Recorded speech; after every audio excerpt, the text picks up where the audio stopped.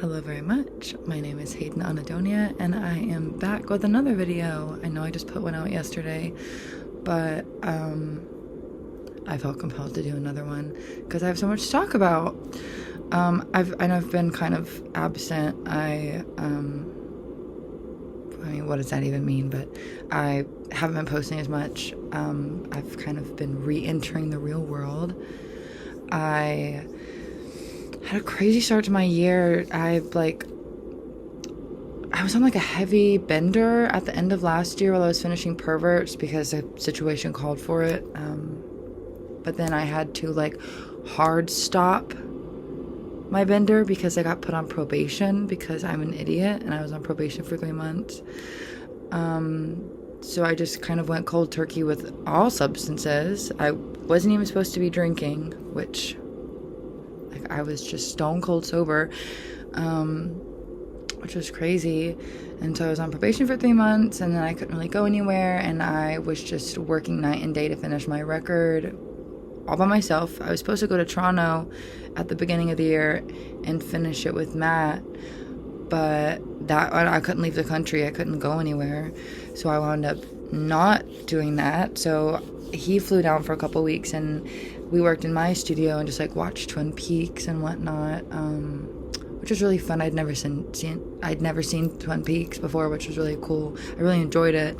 Really weird though, I'd never seen it before, and we watched it for the first time. And then the night that we finished the finale, we've probably finished the last episode, not of the return, but of the original 2 seasons. We finished the finale at like midnight. I woke up at 8 a.m. to the news that David Lynch had passed away in the night, and I was like,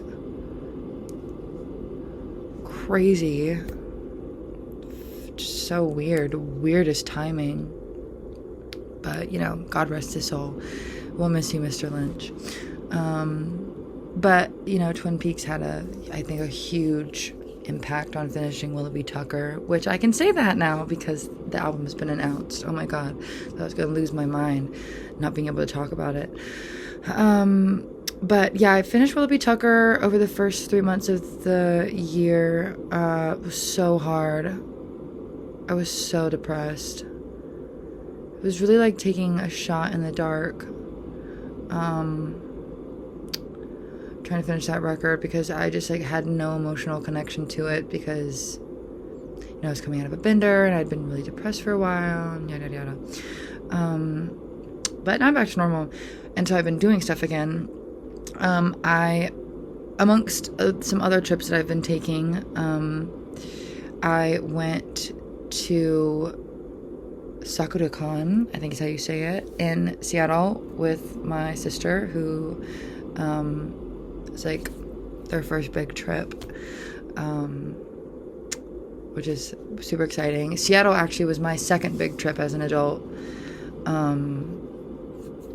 When I went to see Suzanne Sundfør in Seattle when I was 19, my mom took me on a trip up there, and so it felt only correct to take my sister up there. But I went. I'd never been to a con before. It was crazy, so many people, so overwhelming, but I had a good time. I love Seattle.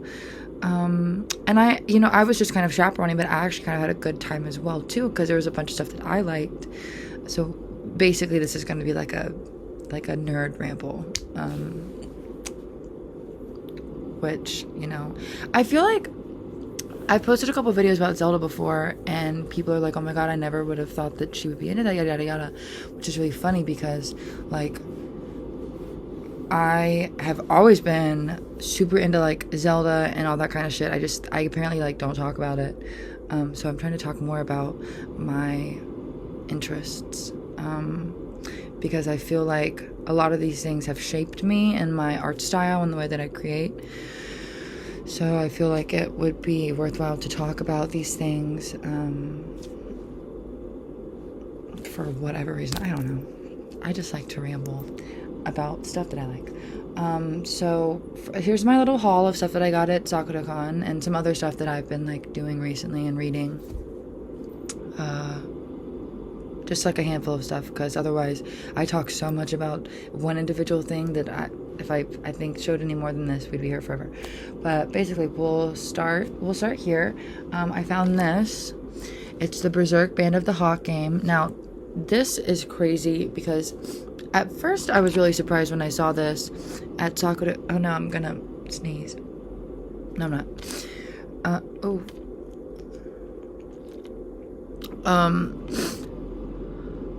At first I was really surprised when I saw this at the booth because, so I just started reading Berserk. I started Berserk 3 days after my birthday because I submitted my album for, like, I was like, I'm submitting my album, I'm done with it on my birthday. Which, as you know, I announced the album on my birthday. So yeah, I like finished mixing the last song and sent it to Matt to master, and then announced the album on Instagram. That's the kind of time that I was having. It was so bad. I worked until the last minute. Anyways, I found this 3 days later, and when I tell you, I didn't watch a movie, I didn't read a book, I didn't do anything for months because I was finishing Perverts and then immediately swapped over to finishing Willoughby Tucker, so it was like a whole thing. I didn't do anything. Well, I watched Twin Peaks, but that's like in the studio while we were working. I would like take a break, watch an episode, get back to work, like that. But I didn't really enjoy anything and dive into anything. And so I just figured I'll start Berserk. I had to go to Barnes & Noble's to buy like a present for my siblings because their birthday's 4 days after mine. So I went to get them something, and I saw the deluxe edition of Berserk. Where is it? It's over there. I just finished volume 14, so I have the Dark Horse deluxe volume right over there. But I saw that, and I was like, oh wow, this will be really cool to get for when I finish the manga. I wound up starting the game earlier because apparently, the game only goes up to like the Conviction arc, or basically to the end of the Golden Age arc. So I was like, it's not going to spoil what I read because I already read past that point. I was already in like the Lost Children arc or whatever by that point.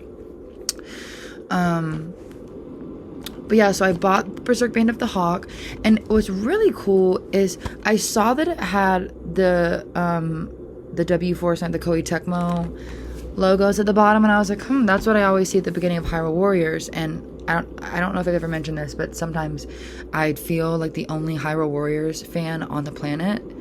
I don't know why most people don't like that game. I love that game, but I also love any Zelda content at all. Like anything Zelda, I'll play, just because I love the characters so much. So I don't even care if it's like an unofficial spin-off game or whatever, I'll play it. So I opened the game, and lo and behold, it was a warrior style game, which is super cool. I also love that Judo is unlocked so close to the beginning of the game because he was my favorite member of the Band of the Hawk. Besides, obviously, Casca and Guts. I'm going to be real. I don't like Griffith. I'm surprised how many people do like Griffith. I didn't go on like the Reddit or YouTube. There's so many like YouTube essays and the Reddit posts and everything that I wanted to read and like just get online and get into the fandom for Berserk, but I didn't want to do any of that until I finished the whole manga because I don't want to spoil it for myself. And it took me like 2 months to read it because like in between going on trips and like I had a bunch of work stuff, so I was just kind of slowly reading the manga. But I just finished yesterday. I just finished the manga. It was so good. It broke my heart. I know that there's a continuation, but like I read up to like Miura's last panel that he did. Miura? I'm literally just making this shit up. But I finished the manga yesterday. I spent all day. I was supposed to be working, but I spent all day reading and like watching videos about Berserk and just like doing the deep dive because I was like, okay, I need more. It ended on such a harsh note, like an abrupt note. So I was like, I need more of this. So I spent all day reading stuff about Berserk online and seeing what everybody's been saying for the past 25 years that I need to get caught up on. And a lot of people seem to like Griffith as a character, which, I mean, like, after reading the manga, I don't know how I'm supposed to, but whatever. I really want to get a puck tattoo. I have this blank space. I've been trying to figure out what to put. So I think I want to put Chestnut Puck on here, but I have to figure out which drive. I have like a collection of like 40 pictures I've taken of Chestnut Puck over the entire manga, like the cutest, funniest versions of him, and I kind of want to put him right here in my hand. So if you see that show up on my hand at some point, just know that that was the plan for a minute. But yeah, I really enjoyed Berserk. It was so good. It was brutal, and there was a lot of stuff that I really had to be like, okay. And if you've read it, you know what I'm talking about. If you've read it as a woman, you know what I'm talking about. There's a lot that I was like, this definitely feels gratuitous at times. Some of it I was like, I don't know why that was needed. Like, I understand whenever we're doing like a medieval setting and whatnot, and you're like really showing kind of like the harsh realities of it. It's like, you know, the way that men would be treated by evil raiders and mercenaries and savage people, the way that men would be treated by those people is different from the way that women would be treated by them. And I get that that's realistic, but like some of it was just like, oh my God, can we, like, why are we doing it? Do we have to do this again? Like, do we have to do this again? But when you get past the like obvious misogyny of the genre and the medium, that just is men writing harsh stories that involve female characters, if you can like get past that, the story is incredible. It's an incredible fantasy story. It's so dark and deep, and the world building is unlike anything that I've ever seen in something since I discovered Zelda. Like, it really is just so, like, it just paints such a vivid picture, and you just go so many places, and there's so much, it's so rich. I very much enjoyed reading it. I really had a good time getting to fall in love with the characters, and then the characters get killed off, and then you're like, oh, and you mourn them, and then new characters come in, and you're just like, oh my God, this is just so... It was crazy. I've never read a manga all the way through. I've started Akira like a year or two ago, but I was just so busy. I'm always having to put stuff down and cut to work. But this is the first time that I was like, I'm really going to dedicate my time. And I read all, I bought the first volume from Barnes & Noble, read it, became obsessed, went back and bought 2 through 14 and like hauled them home in a giant box. And I just loved it. It was amazing. It really inspired me. I've also been playing Red Dead Redemption at the same time, so I've been going back and forth between Berserk and Red Dead, because I've never played Red Dead before. And both of them have just been so... They've made me fall back in love with world building and stories and the richness and vastness of an inner world. So it's been really kind of inspiring to me as an artist, reading Berserk and playing Red Dead. I did buy the 1997 anime on DVD, so I'm going to read that now that I'm done with the manga, and I'm going to continue playing through the game. And after that, I kind of want to binge all of Little House on the Prairie, because I haven't done that since I was a kid. I've been meaning to. I hope that my sound machines aren't too loud. They're obviously Marsona sound machines. I had one in my studio that I loved.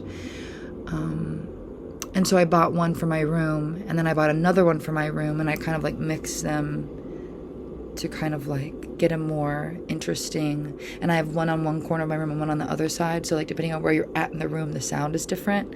It's been really fun. It puts me right to sleep. But yeah, Berserk has been great. Really love Berserk. I love Puck so much. Probably one of my favorite characters in a fantasy story ever. He's so funny. He definitely gets very comic reliefy at the end, as opposed to like his more like, yeah, he plays more of like a larger emotional part when it's just him and Guts traveling. And it's also really satisfying because I've always loved Guts' theme from the 97 anime. I've always loved it and wanted to sample it. It's always been, to me, one of like the greatest anime themes of all time. It's always had like a special place in my heart. It just really resonates with me emotionally, having never read the story in any capacity. So reading the story now and having this love for the characters, I'm really excited to watch the anime and hear that song in the anime with the context of all the characters and their stories and their backstories and whatnot. It's probably gonna make me cry. I'm super excited. But yeah, I love Berserk. So good. Such a good story. So heartbreaking. Absolutely devastated me when I finished it yesterday. I'm looking forward to reading the new chapters. I hope that they live up. But yeah, love Berserk. Moving on real quick to another manga. I found this manga, Blame, by Tsutomu Nihei. I think it's Nihei. Y'all, I'm so terrible with names. Like, please don't drag me. I found this on... I don't remember where I found this. I think I was looking for visual inspiration for perverts on Pinterest. And I saw, like, one of these panels with all, like, the lines and shit. And I was like, oh my god. What is this? All the architecture was just so crazy. So naturally, I bought the entire collection. And I'm going to start it now. Now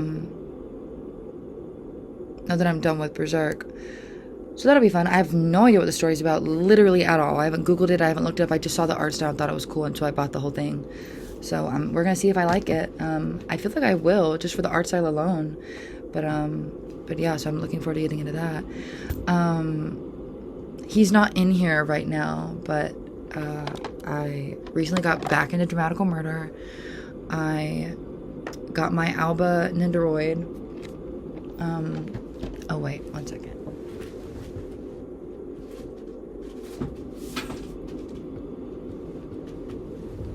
I also bought the official works books for Dramatical Murder. They're in Japanese, so I can't read them, but I guess I'll just use Google Translate. But yeah, I bought these also, and it's just got like a bunch of sketches from like the development process. It's just like really cool. I didn't even know these existed until recently, so I was on eBay looking for the other Nendoroids because I really want to get Kujaku, and I want to get Clear, and I want to get Noise, and Mink, and possibly Ren. I might order. I don't know if there's a... I can't remember if there's a Nendoroid for Ren or if there's just that, like, the PVC one. But I have Alba and Ren in, like, dog form. They're over there. I'd already bought the Majora's Mask Link Nendoroid. I've never collected figurines before, but I recently bought the deluxe Breath of the Wild figurine, the Figma one for Link. And I thought that was cute, so I was like, oh, fuck it. I'm not going to do fucking the pop things, the Funko Pops. Just because they're not personally my taste, but I was like, I'll get the Nendoroids. I remember seeing them when I was in high school, so I'll get those. So I bought the Majora's Mask Link Nendoroid, and then I was like, oh, fuck, here we go. So I'm getting all the ones for Dramatical Murder, which, first of all, I can't believe that Dramatical Murder even has Nendoroids, because I don't really know what, like, the qualifications to get a Nendoroid is. I don't know if, like, Nendoroid chooses to make them, or if, like, the company... It's just crazy because, like, I don't actually know how many people are still into Dramatical Murder. For me, it was, like, a niche BL game that I played in high school. I didn't know it was actually that famous. Obviously, I haven't had anything to do with it since, like, 2014 was the last time that I was, like, heavily into this game. 2014, 2015. But yeah, there's like, I'm trying to get all the Nendoroids. They're super cute. I ran into Alba cosplayer, which apparently he's called Yaoi Jesus, I've discovered. And y'all told me that I don't say Yaoi right, but that's how I've said it my whole life, and I'm not changing. I ran into Yaoi Jesus, apparently is what they call him. I ran into Alba, a cosplayer, at SakuraCon. So that was really cool. I like squealed when I saw them. I ran up. I was like, I'm so sorry to bother you. Can I take a picture with you? And it was like it was so funny, but they were really sweet. And they were like, yeah, they were like, let me finish buying this sticker and then we'll take a picture. And then I took a picture with them. And I got a picture with a Guts cosplayer and a Griffith cosplayer, which was really cool. I was like, I know you guys. And there were like a bunch of links there, but I like don't know con etiquette. I don't know if people like to be approached or not. I've never been. And, you know, obviously me, like when I'm in public, I like to keep to myself, so I don't want to go bother somebody else.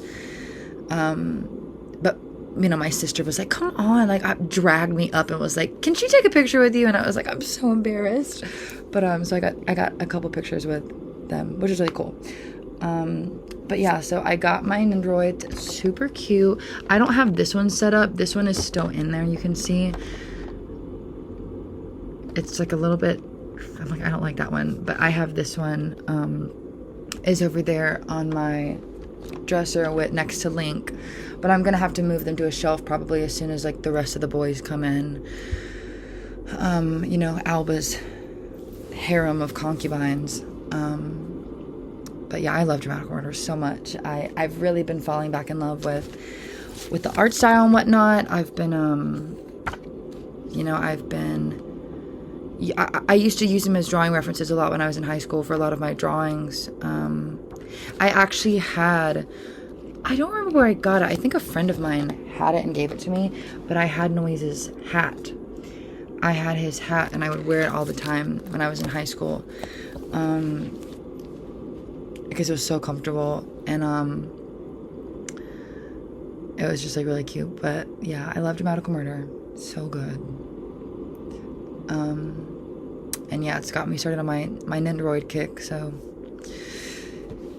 oh Lord, God bless my shelves. And then last but not least, I found a bunch of cool Zelda stuff. I will preface this by saying I have not pre-ordered my Switch 2. Nintendo has not sent me that fuck-ass invite. I'm so irritated. I thought I signed up in time, but I guess not. So, you know, fuck my drag. I guess I'm not getting a Switch 2 anytime soon. But there's no new Zelda game announced with it.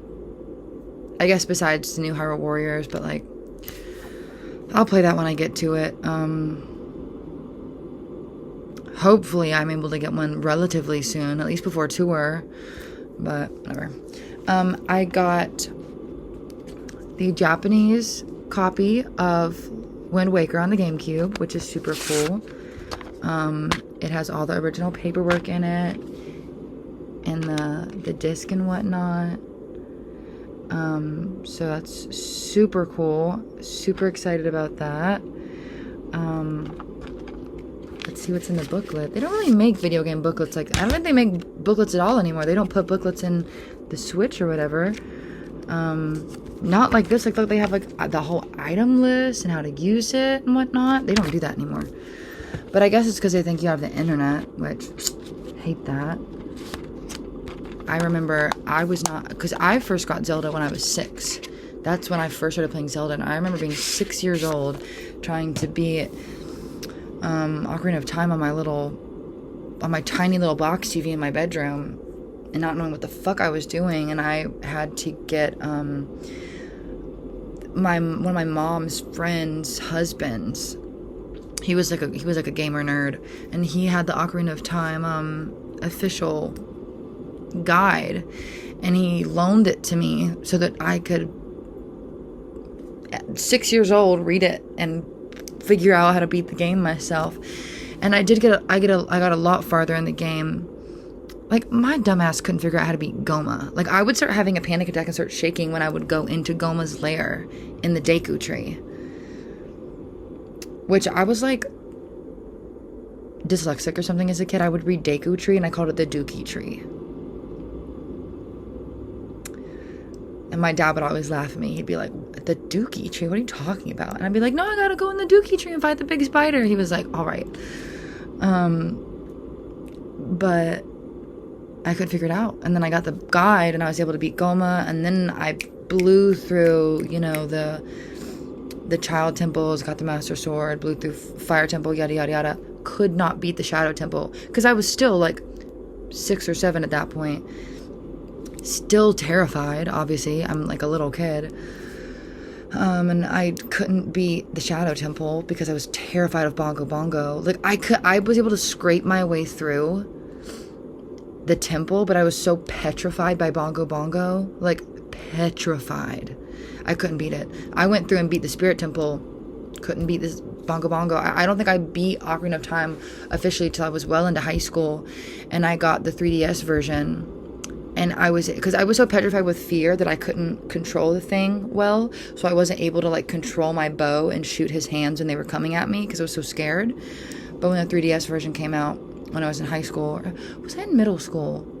I think I was more like in middle school, maybe going into high school when Ocarina of Time 3D came out. I don't quite remember. But with the gyroscopic controls, I was able to like aim, and I was able to like somehow scrape through that fight. And then I beat Ocarina of Time for the first time, and then I got a little bit older and I stopped being so much of a chicken, and I was able to go back through. And now I've beat Ocarina of Time on the 3DS, I beat it on the Virtual Console, I beat it on the GameCube, and I've beat it on the original N64. And I scoured game shops in Pittsburgh for months, and I finally found a 1.0 version of the Ocarina of Time cartridge. So it has the original Fire Temple theme, it has the original push blocks, it has the original blood graphics, has all the stuff. So I found an original 1.0 gray cartridge, and then I found the 2 lenticular gold cartridges for Majora's Mask and Ocarina of Time, which is really cool. And that's where I bought my N64, was in Pittsburgh. So I've just been like kind of slowly adding to my collection. So moving on from that, I got Ocarina of Time on N64. Now, I haven't opened this yet, and I kind of don't want to, but I'm going to anyways for you guys. I can't read any of this, but look at the back of the box. It looks so fucking sick. It's so cool. Now, I've never bought anything from Japan. I was waiting to buy, like Zelda wise, I was waiting until I got my full collection of playable games on all the consoles to start then buying like Japanese editions. But now I have every game for every console, so I figured, all right, I'll start buying the Japanese stuff when I see it. I wasn't even really intending to, but they had like a vendor at SakuraCon that had it, and I was like, all right, I mean, I'm not gonna leave this on the fucking table for somebody else to buy. But yeah, it's like super cool. It comes in this box. I actually already have the Japanese N64 cartridge that I bought in Pittsburgh, because it was just among all the other cartridges that I was like kind of pilfering through, and I was like, oh, this would be cool to have. But I bought this because it had like the actual box and the booklet and everything. But it's just like, it shows you how to play the game. It's got like all this stuff. It's so cool. I would imagine that's what it's telling you. I can't read it, but, and you can like see like closer up like the printed like sprites or whatever for the items up close, which you usually only get to see on like a really low quality CRT TV, so it's cool to see them like printed in high quality. I never got the like Nintendo Power Mags or whatever as a kid. Obviously I didn't really have those available to me in Perry, Florida, but yeah, it's like super cool to have this stuff now as an adult, because I never had all that stuff, but I would always hear them like quote the game guides and whatnot, like on my little Zelda podcast I would listen to or stuff like that. So it's kind of cool, like as an adult now, to start being able to have access to this. How the fuck do you close this? Hold on, y'all. Oh wait, okay, I think I figured it out. I'm not entirely sure, but whatever. So it's very cool to have that now. I found that. That was really cool. Maybe one day I'll buy like a N64 that's like a Japanese regional N64 and try to play through the Japanese version of the game and see how far I make it without being able to read. See if I can get through it by memory. I got the official guide for Twilight Princess. This is the Wii version. I got the official Twilight Princess guide. I gotta like get these stickers off. I hate when they put the stickers on. But yeah, I got the Nintendo Dream guide for it. It's all of this is in Japanese. This is like an entirely Japanese booth, so I was not really able to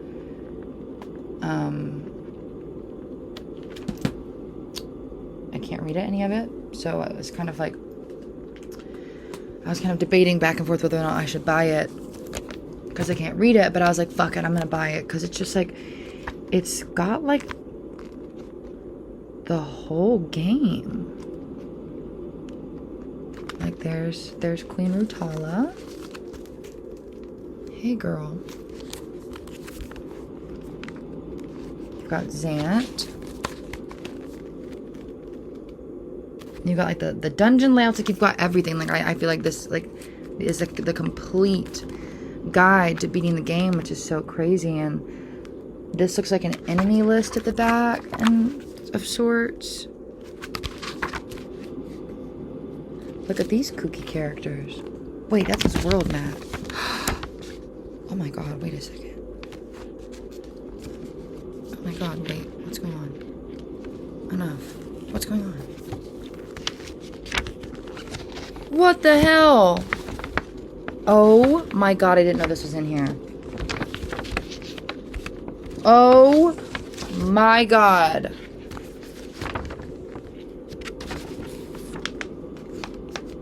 Look at that. Look at my boy. Look at that. Holy shit. I did not even know this was in here. And I can't read jack shit on it either. What the hell? That's so cool. Yeah, this is the original map before they inverted it. When I first played Wind Waker was the first game that I missed. I just barely missed the release of Wind Waker because I'm pretty sure, no, actually not just barely, I think it came out in 2002 and I started playing the game in 2004 when I was about, when I was 6. So Twilight Princess was the first game that I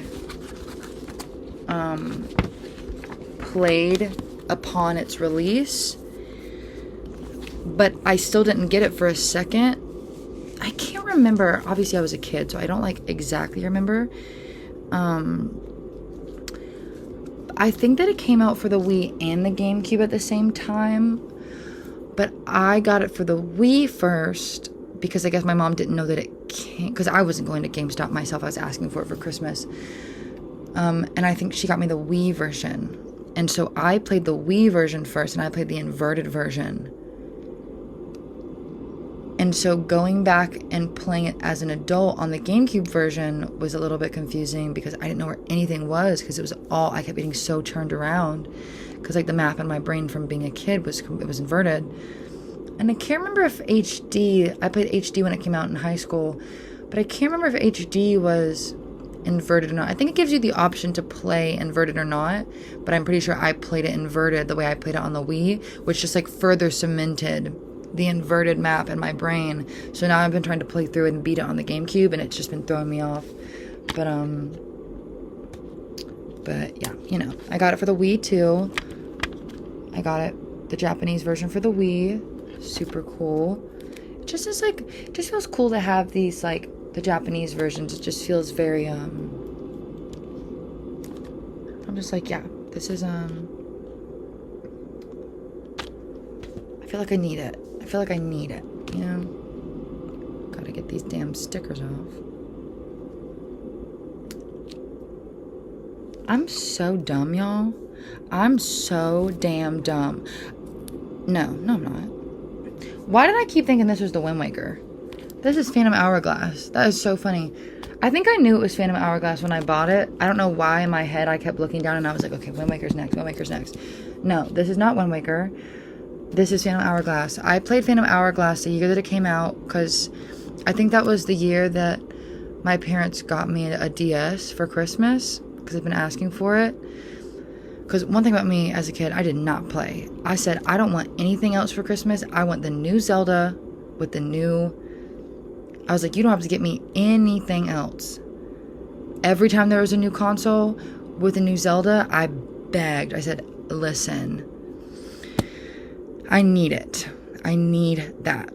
And so they got me the GameCube and the DS when I was a kid. When the 3DS came out, they were like, you got to buy that yourself. So I raked the yard a bajillion times. I entered into a short story contest that was being held in my hometown. Entered in. I found out about this thing the day before the deadline. Like, I saw it in the newspaper, and it was a short story contest. And I saw a short story. It was like the outline for like the contest, and it said it was $100 cash prize for the first place. When I tell you I rode my bike home, I typed up a whole story, didn't even proofread it, typed up a whole story, rode my bike back up the next morning, submitted it right before they closed, put my story in. I'd written it in like 6 hours, submitted it, won first place, got $100 in cash in a little envelope, gave it to my parents along with all the money I'd made doing chores, and I said, take me to Walmart. I want to buy a 3DS. So I bought a 3DS. And that is how I got my 3DS. But yeah, my parents got me a Nintendo DS, and they got it for me with Phantom Hourglass. I have never played Spirit Tracks. I need to at some point. I'm a fake fan. But I loved Phantom Hourglass, even though it drove me fucking insane. Going back to the Temple of the Ocean King, oh my god. Probably the greatest headache in Zelda history. Has to be. But I love it so much. I really, really did genuinely enjoy playing through Phantom Hourglass. I loved when you would meet this little guy, and this is how you would like unlock further regions of the map and then get the tornado so you could like fast travel. I loved him. I loved the weird little islands with like the weird little treasures and secrets. I loved all the items. I really enjoyed Phantom Hourglass. I'm not gonna lie. I really had a good time playing through that game. I'll never forget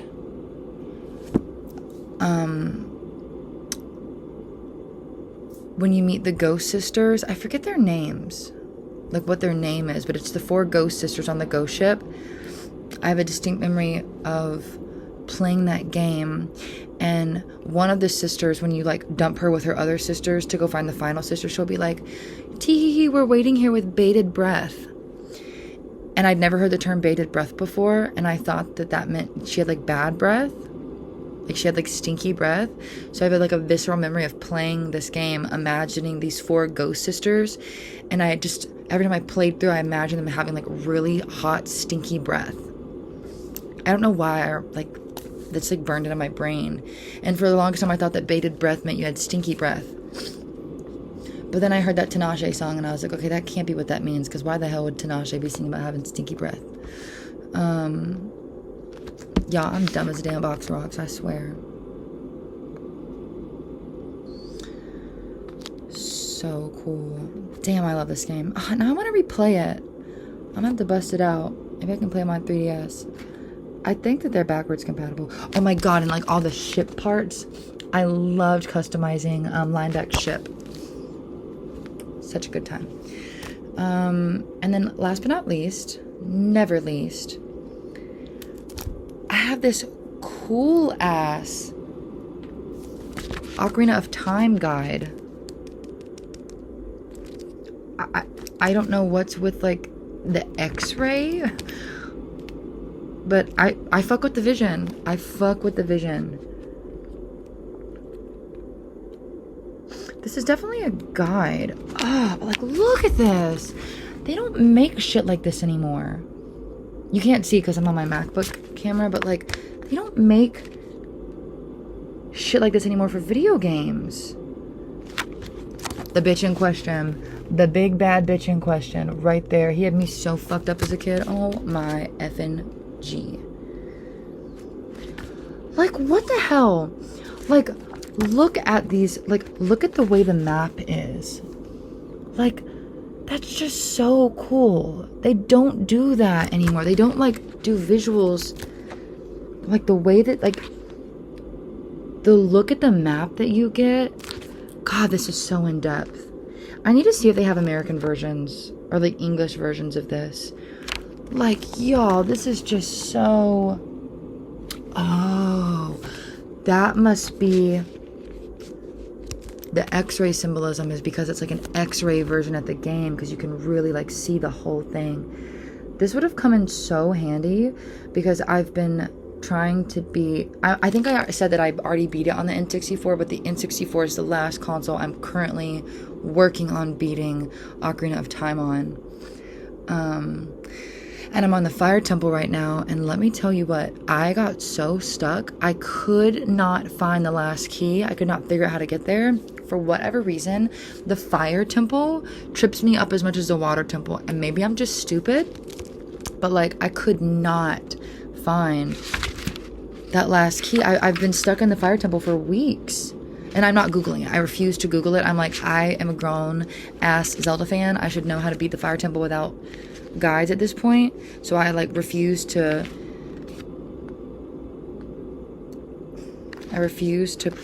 look up a guide. Fuck, I wish I could read this. This is so sick.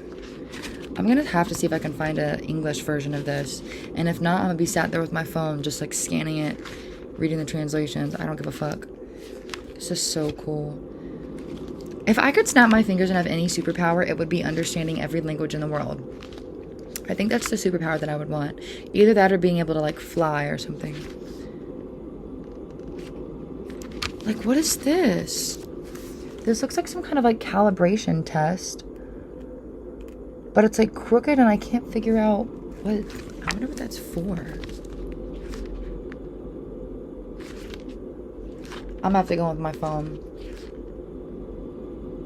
There she is. Look at her. X-ray vision of... Mr. Deku trees all up in his guts. I know that's right. I know that's right. Hyrule Field.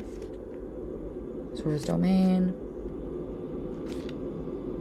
Lake Hylia. God, this shit is just so cool. Oh my god.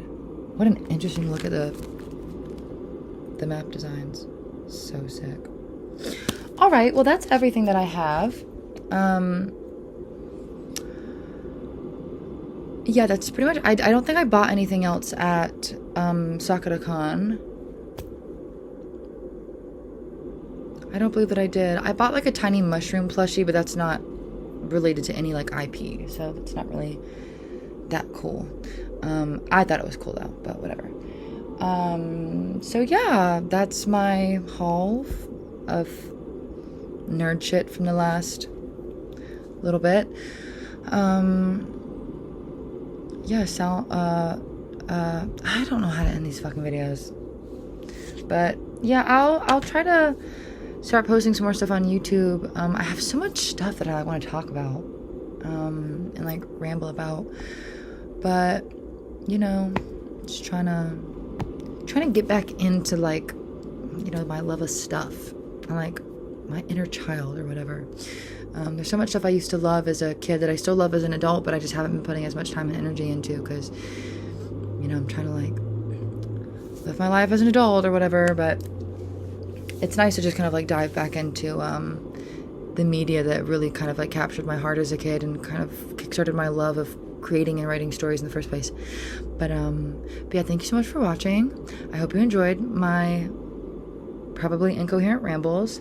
And yeah, if you love any of these specific medias or characters or stories, sound off in the comments. Let me know what you think. I love to read your comments and see what you guys have to say about the stuff that we both love and have in common. Okay, goodbye.